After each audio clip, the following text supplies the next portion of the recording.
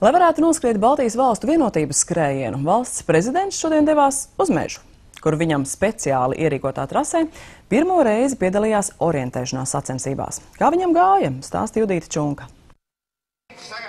Nomainījis uzvalku pret sporta terpu nacionālās krāsās, prezidents šodien ieradās Maltuves purvā starp Garkalni un Ropažiem, lai kopā ar orientēšanās sporta piekritējiem iesildītos nākamnedēļ gaidāmajam skrējienam Baltijas sirdspuksti. Esmu izlēms simboliski pārskriet pāri Daugavai, izskriet cauri Vecrīgai līdz Brīvības piemineklim. Ja? Lai to izdarītu, man būs drusku jāpatrenējās kopā ar jums. Arī palīdzēsi? Uz priekšu. Šīs Zatleram ir pirmās orientēšanās sacensības. Lai valsts galvai palīdzētu atrast kontrolpunktus, trasē viņi pavadīja viens no pieredzējušākiem orientēšanās veterāniem un miesas sargi. Viens stig, otrs stig. Un punktiņš tur. Labi.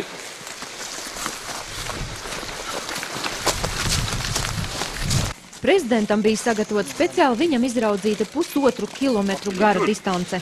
Tad mēs jā, lai cilvēks saprast, kas tas ir, un ja tiešām viņam atrastos laiks, kaut vai tad, kad viņš aizies pensijā, nāktu ar mums kopā izskrieties. Pašu prezidentu, kāds tad ir rezultāts? 11 minūtes un 2 sekundes. Lielisks laiks priekš īpašās prezidenta distances un pirmās sajūtas. Kādas ir sajūtas, prezidenta kungs? Lielisks.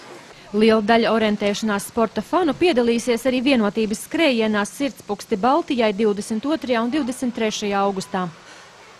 Skrējienu norisi varēs vērot Latvijas televīzijas tiešraidēs, un mēs rādīsim, kā skrien arī kaimiņi lietuvieši un igauņi. Aicinām visus knipsēt un filmēt interesantākos skrējienu mirkļus un sūtīt mums, lai varam parādīt Latvijas televīzijā. E-pasta adrese piedalies@ltv.lv. Judīta Čunka, Ivans Milovs, Latvijas televīzija.